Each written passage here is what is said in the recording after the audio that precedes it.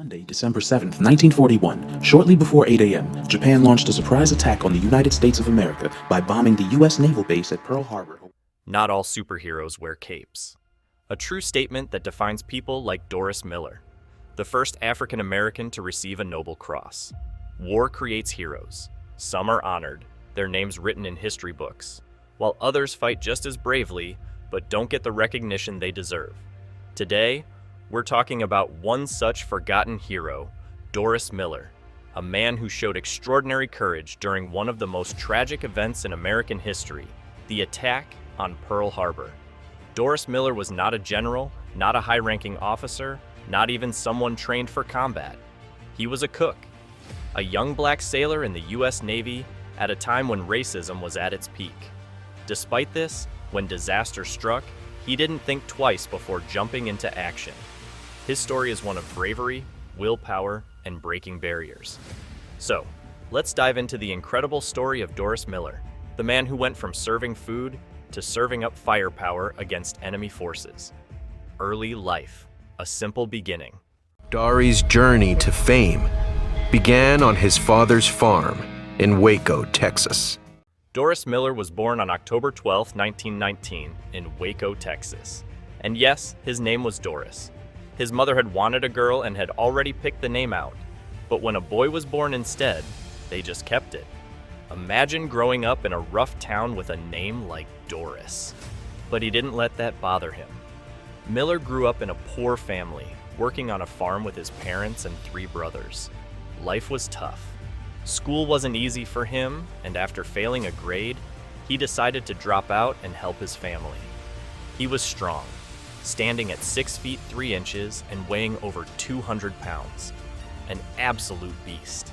His size and strength made him a natural athlete, and he played football in high school. But opportunities were limited for a black man in the 1930s, so when the chance came to join the U.S. Navy in 1939, he took it.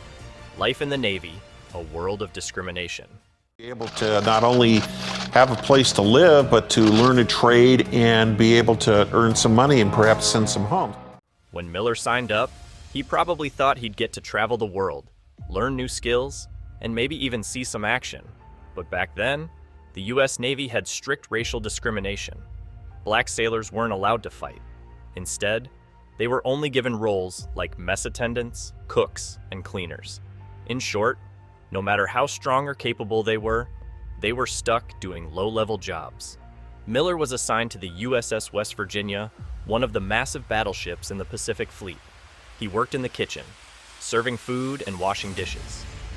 It wasn't the hero's life he might have imagined, but everything changed on the morning of December 7, 1941. Pearl Harbor attack, a moment of chaos.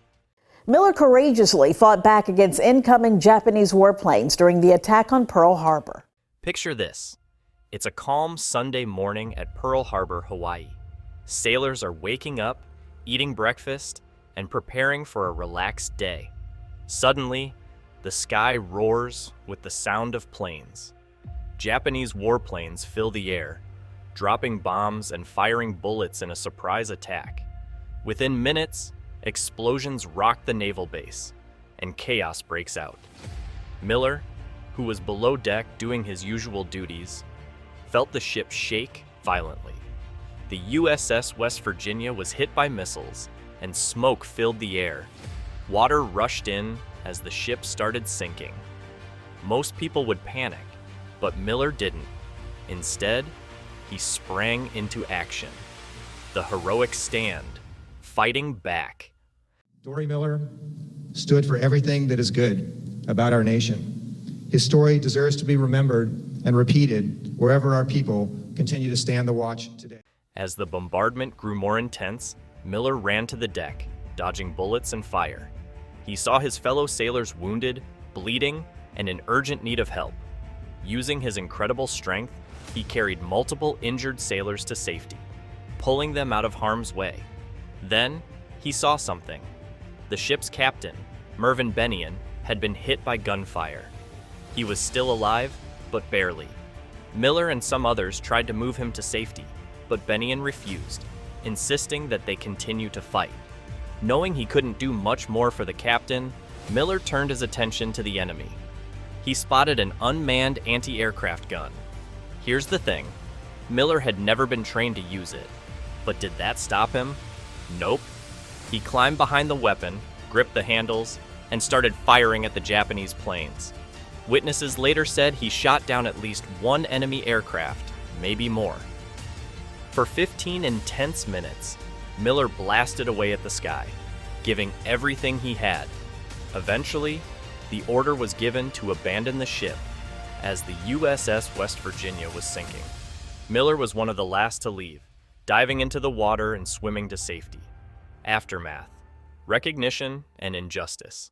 He picked up a machine gun and fought back.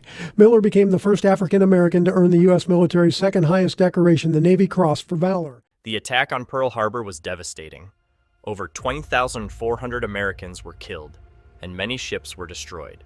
But Miller's actions stood out. He had shown bravery far beyond his duty. Word spread about the black sailor who had manned a gun and fought back. At first, the Navy didn't even mention Miller's name in their reports.